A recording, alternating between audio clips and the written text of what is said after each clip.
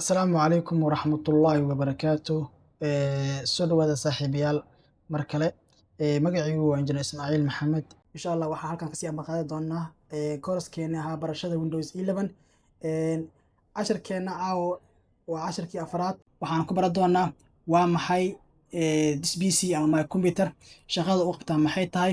Sidoo kale waxaan ku baran doonaa dhammaan iconiska hoos yimaada this PC. Sidoo kale waxaan ku baran doonaa casharkan sidee ku ogaa karnaa kombiyuutarkeena koorkiisa, sidoo kale sidee ku ogaa karnaa raamka kombiyuutarkeena ku xiran. Sidoo kale waxaan ku baran doonaa casharkeena caawa sidee ku ogaa karnaa windowska ku jira kombiyuutarkeena iyo sanadka lagu shubay. Sidoo kale sidee ku ogaa karnaa farshanka uu yahay. Dhammaan waxaan ku baran doonaa casharkeena. Soo dhawaada saaxiibayaal.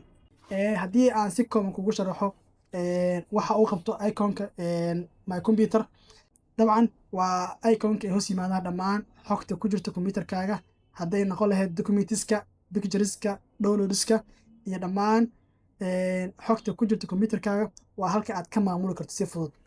This PC waa iconka kaga muuqanaya desktopka, waana iconkan. Haddii aan rabno inaan furno waxaan leenahay double click. Si aad u furtid icon kugu saaran desktopkaaga waxaa waajib ah inaad tiraahdo double click. Haddii aad hal mar click tiraahdo dabcan kuma furmi doono. Marka si aad u furtaa waa inaad dhahnaa double click. Waxaan leenahay double click. Hadda waxaa noo furan iconka my computer. Dabcan iconka waxaa hoos yimaada dhammaan xogta ku jirta kombiyuutarkaaga, sida hadday taalo desktopka, downloadska, documentiska, pictureska iyo dhammaan xog walba oo taalo kombiyuutarkaaga waa halka aad ka maamuli karto. Sidoo kale waxaa jira wax la yiraahdo local C iyo local D. Dabcan hadda meesha waxaa ka aragtaa local C iyo local D. Waxay u taagan yihiin, haddii aan si fudud kuu fahansiiyo iconkan shaqada uu qabtaa waxaa la mid ah.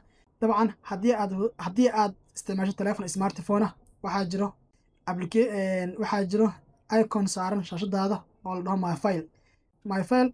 Telefoon walba smartphone ah ayuu la socdaa, waana halka laga maamulo dhammaan xogtaada sida xogta sawirada, muuqaalada iyo codadka iyo documentiska. Dabcan waana meesha aad ka arki kartid qaadka ama GB-ga teleefankaaga. Dabcan sidaas oo kale waxaa la mid ah iconka my computer. Dabcan waxaan filaa inaad fahantay. Waxaa isla mid ah iconka my file iyo my computer. wax walba oo teleefankaaga ku jira waxay hoos yimaadaan iconka my file. Si la mid ah wax walba oo ku jira kombiyuutarkaaga xog ah, dhammaan xogta ku jirta kombiyuutarkaaga waxay hoos timaadaa this PC.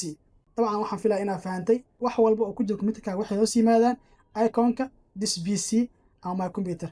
Sida xogta ku taalo desktopka waxaad ka maamuli kartaa iconkan adigoo taabanaya double click. Sawirkan wuxuu saaran yahay desktopkeena. Sidoo kale waxaa jira icon la yiraahdo downloads oo ah iconka ay ku soo degayaan wax walba oo aad kala soo degtay internetka. Sidoo kale waxaa jira icon la yiraahdo documents kaasoo ay galayaan wax walba ku saabsan documentiska. Sidoo kale waxaa jira icon la yiraahdo pictures, music iyo videos. Dhammaan waxay hoos yimaadaan waxaa laga maamulaa iconka this PC. dabcan waxaa jira local C iyo local D. Teleefankaaga wuxuu leeyahay storage si la mid ah kombiyuutarkan wuxuu leeyahay storage si la mid ah. waxaan ka arki karnaa maskaxda kombiyuutarkeena inta ay tahay. dabcan hadda kombiyuutarkani maskaxdiisa waa la kala jebiyey ama waa la qaybiyey. hadda meeshan waxaa aragtaa 176. sidoo kale dhinacan waxaa ku aragtaa 298. waa qaadka kombiyuutarkan ama maskaxda kombiyuutarkan oo laba loo qaybiyey. wax walba oo xog ahna halkan ayay ku soo dhacayaan. haddii aan fiirin local C-da waa halka ay ku abuurmayaan fayliska Windowska. sidoo kale partitionka ay ku qoranta admin waa partition aniga aan samaystay oo ah halka aan ku kaydsado dhammaan xogteeda. haddii aad rabto inaad furtid waxaad leedahay double click. dabcan waxaa aragtaa dhammaan xogta ay ku jirtaa kombiyuutarkeyga. si la mid ah haddii aad rabto inaad ogaato kombiyuutarkaaga koorka uu yahay iyo raamkiisa iyo windowska ku jira waxaad tagaysaa this PC ama my computer. markaan double click ma dhaheyno, waxaan sameynayna korkiisa waxaa ku leedahay right click, kadib waxaan leenahay properties.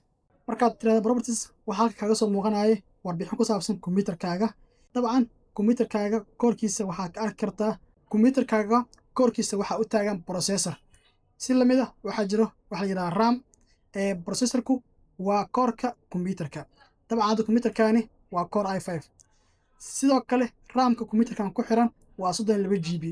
dabcan sidoo kale haddii aan rabno inaan ogaano windowska noogu jira kombiyuutarkeenna nooca uu yahay iyo xilliga lagu shubay iyo farshankiisa, waxaad ka arki kartaa qaybtan hoose ee ku qoran tahay window specification.